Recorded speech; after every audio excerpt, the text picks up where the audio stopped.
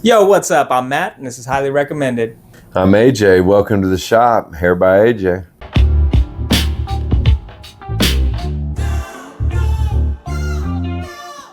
That's right. Now, we're in here today because we're setting up our lights. We're testing because we have upcoming haircuts and interviews. We wanted to make sure the lights look good. I got some new lights, and we're testing them out. And we're just talking shop, talking about how we met, things that we're up to, and what we got planned. So I want to start by people that may not know you. They may have seen you on the channel cutting hair, but they may not know kind of how our history. So let's start off by, how did we meet, AJ? How do you remember meeting? Summer of '69. Gotta keep saying it.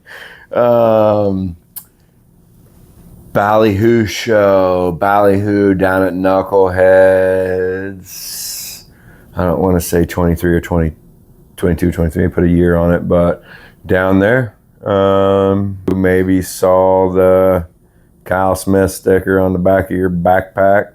Yeah, so I carry around a backpack that it has a see-through backpack so that when I go in a venue, they can see what I'm carrying and know that I'm not carrying any weapons, you know. But certain stuff they don't want you to have. But if you have a clear backpack, they'll let you in. And it's got a "Who the fuck is Kyle Smith" sticker on us. I think that was you noticed that maybe, or something like that. And we started talking about music, Kyle Smith, and that was, for me, was my very first VIP experience. I had not done one of those meet and greets. I really Ballyhoo that night. Ballyhoo was the very first one, and it kind of came up because I was talking with Michelle, and it's like, I think I want to go do this VIP thing. She's like, you need to go do that.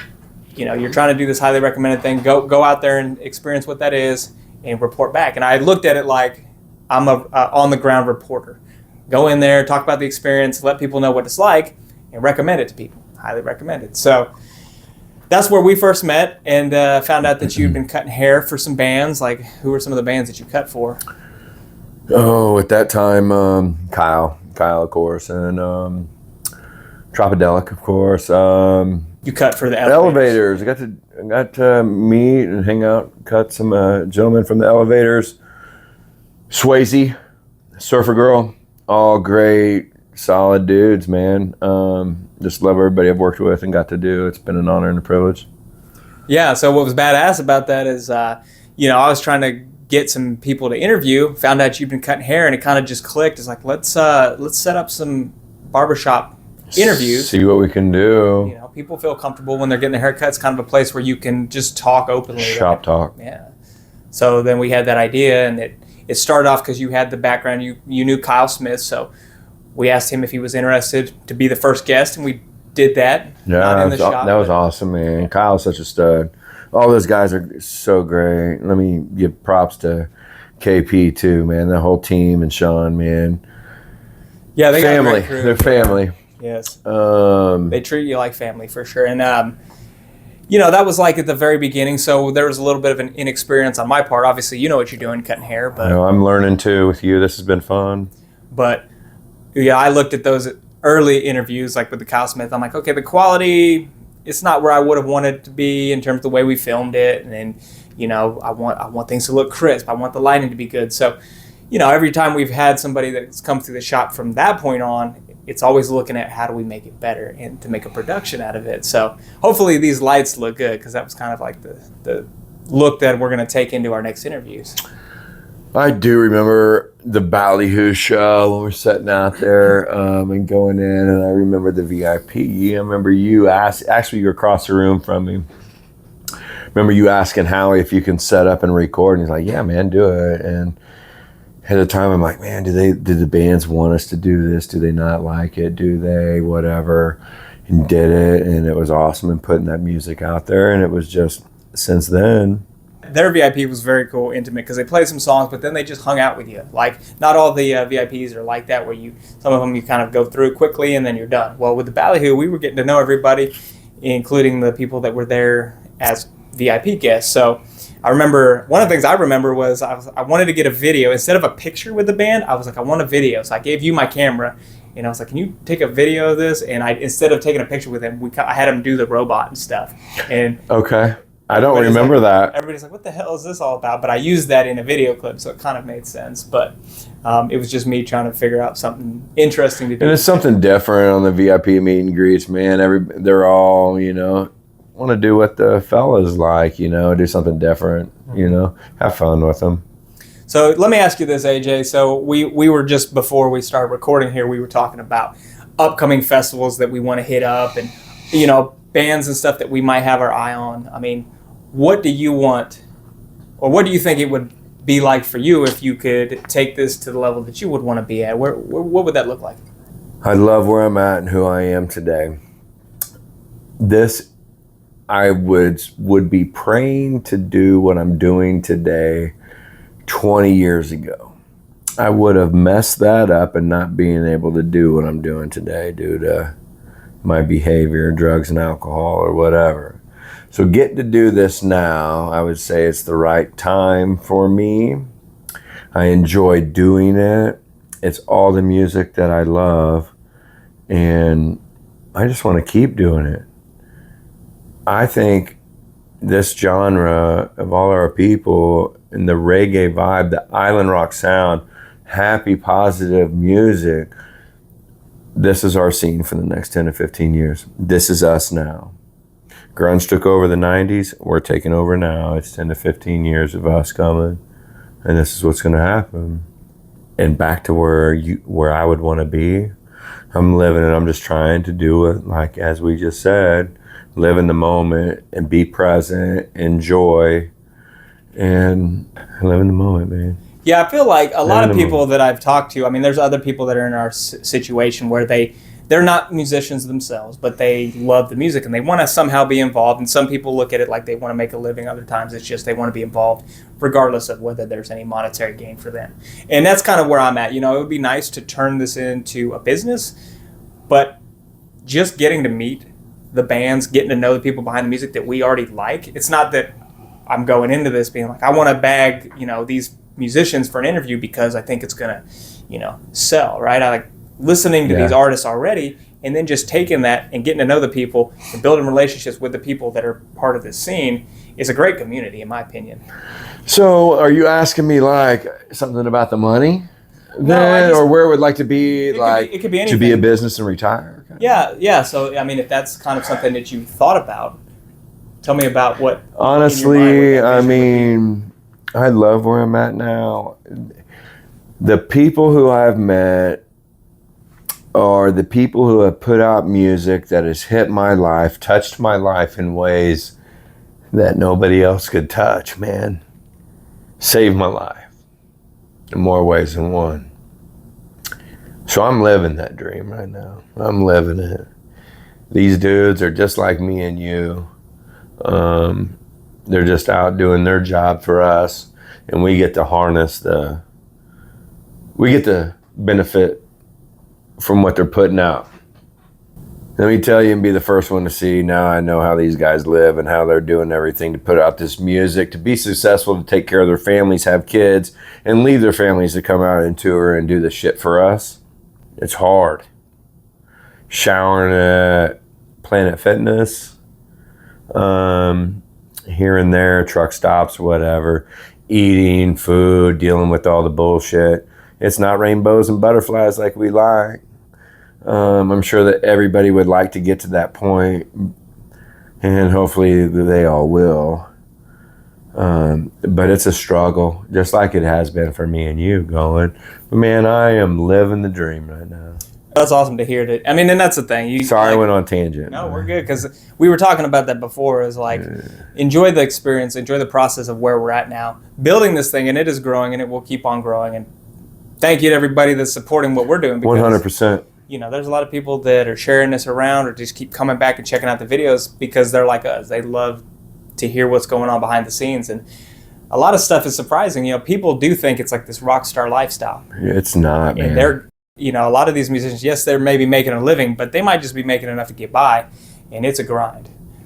And what do you do when you have a family at home and you're touring, you're gone 2 weeks, let alone be a month or month and a half, 2 months?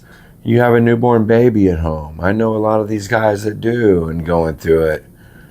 It's hard. Yeah, it's hard. Trying to find a balance between. And here I'm selfish.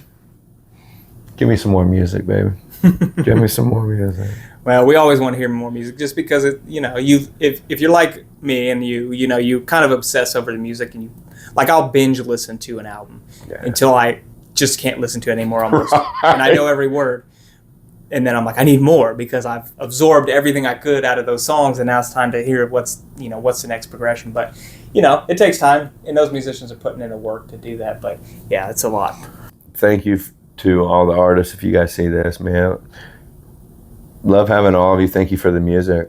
Thank you for letting me be a part of it. Well, the thing is so you've cut hair for a lot of these bands. You were brought out to Everwild as a barber, and you cut for a ton of bands, artists and stuff. And so you've gained trust, getting to know them, and now people recognize you, whether they've seen you on, one of our videos or they've met you in person now.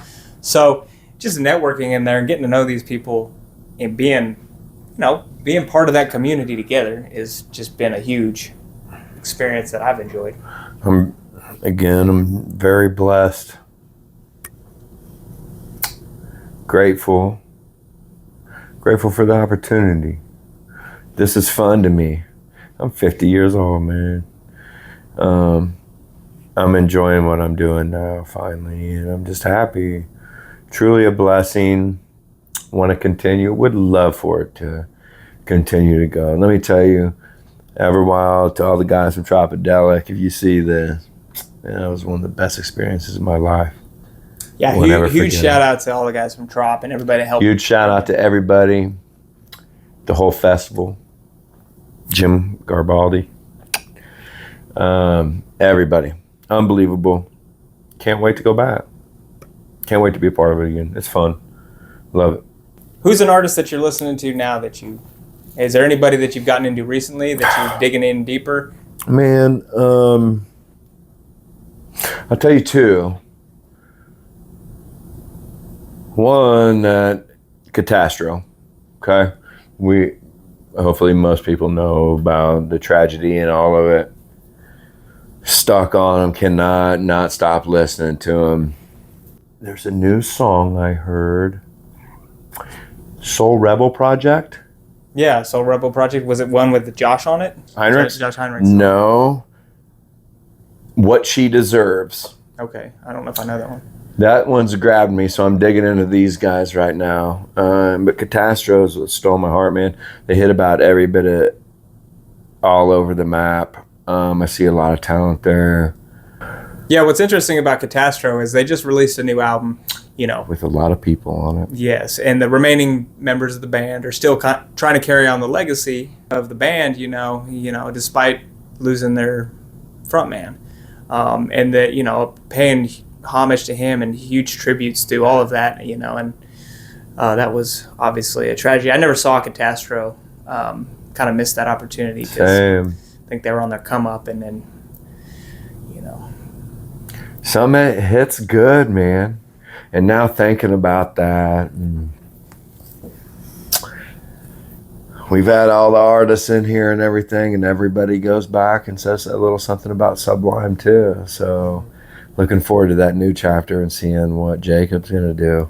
Yeah, the Sublime's interesting to me. I really like what, the sound that they're coming up with. And, people have mixed opinions on that, is it still Sublime? And I think the way it's been done, being taken over by Bradley's son, it's the right way to do it. So I feel like Sublime, as the legacy can carry on through the family, I think it makes sense. So I have no quarrels with it. I know some people are like, it's not the same band, and they might see that as trying to ride out on the name, but I don't. This is how it's supposed to be, man. Yeah.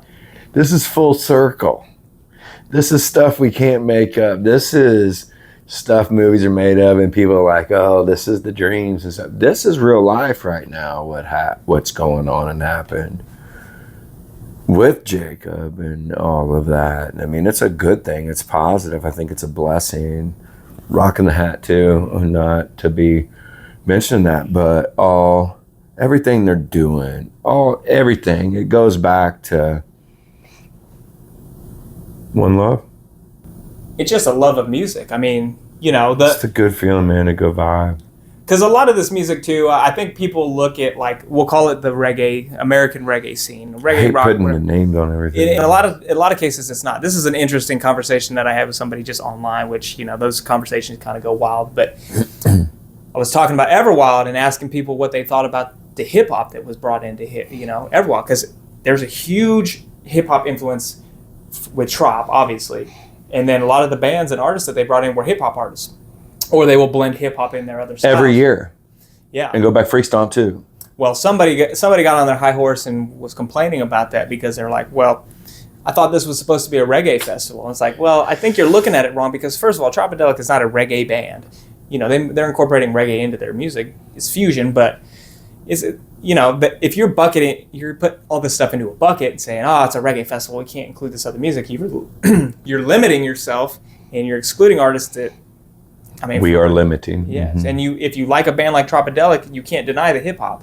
So I just don't see how that conversation was weird to me. Chains off the chain. Yeah, you're hating on the hip hop, but you're going to the festival put on by a band that is like 50% hip hop, in my opinion. So I hate the genres and putting the name and everything behind it, but I do too. Music is music to me, and I love all of it. I think it can all. It's like life, man. I believe we never stop learning, and I believe music never stops growing. Somebody's always going to complain, oh, you stole this from this song, because we're tackling everything and every different beat and everything. Well, the artists that do it really well too, they're going to take inspiration and sounds from other artists, but they're going to make it their own. So as long as you're not a copycat exactly like some other band, you take those influences and you could sound like somebody a little bit, but you're putting your own flair on it. I think I do that with every person that I love and listen to. I'm like, who do they sound like to you? Oh, they sound like this band, this band, this band, this band. Well, all those bands are from my adolescent, childhood, teenage years. That why I love who I love now. Yeah, you're not ever gonna, the stuff that you listen to when you're younger, you're never gonna not like that. I feel like you're always, during your teenage years and stuff like that too, that music's always gonna be like this huge part of you. Yeah. It's music, man. It's music. I love getting to do this with you, looking at you right now and around the room, man. God, music is the universal language. Universal. You can use it for good, you can use it for bad. You pick. We're using it for good. Yeah, and I feel like when when we talk about the artists, that we've been interacting with, people that we've interviewed, people that we go show up for, by and large, those are positive people. They're put whatever struggles they're going through, they might put that in music. They might put those, like, I'm going through some shit, and it's in the music and people can relate to it, but it's like sharing stories that are inspiring, or music that's inspiring or bringing people up. Like I said, by and large, for the most part, I think that's what builds that community sense that everybody loves. We want to relate to each other. Yes. And that's where we gravitate to. Hell yeah. Same with music. It's been great, man. I've been blessed. Can't wait to see the next chapter. Can't wait to have a couple awesome dudes in here this week. I don't advertise that we're going to do anybody interviews, because sure, if for some reason on the last day, jinxing. All right, to close this out, AJ, what is your recommendation, the best way that you can support these artists? Anytime they're in town, buy their tickets early, buy them right when they go on sale so they can keep track of the numbers sold for that venue. Go VIP, buy their merch. The venue and everybody else is going to take a cut from those gentlemen. Go buy their merch, buy their CDs, buy everything from them. Support your local artists too, 100%. Yeah, I think that's a great way to close this out, because buying the tickets early is a huge one. Like I'm hearing a lot of that. Kyle pushing it. Kyle needs to come back to Kansas City, and we're not selling enough tickets in the beginning for him to come. So that's what needs to happen. You need to buy your tickets when they go on sale. Buy these tickets for these bands, sell out early, so they don't have to worry about going. These venues will cancel on them if you don't. Well, that's the thing. You don't want them to cancel after they've booked a venue in town, like not Kansas City specifically, but any city. All over. If you don't buy those tickets early and they say, oh, we haven't sold that many tickets, maybe if you're planning on buying the door, buy it online. I know there's extra fees and stuff, but it shows the venue there's interest. And if you're not, they might not be there the next year. Go support these bands. Go support them. You love the music, they love you. Go support them. That's right. And with that, we're going to close it out. I just appreciate the time with you, AJ. Thank you. Highly recommend it. And thank you all. Thank you for the opportunity. All right. We'll be bringing new interviews to you soon. You guys stay tuned. Peace.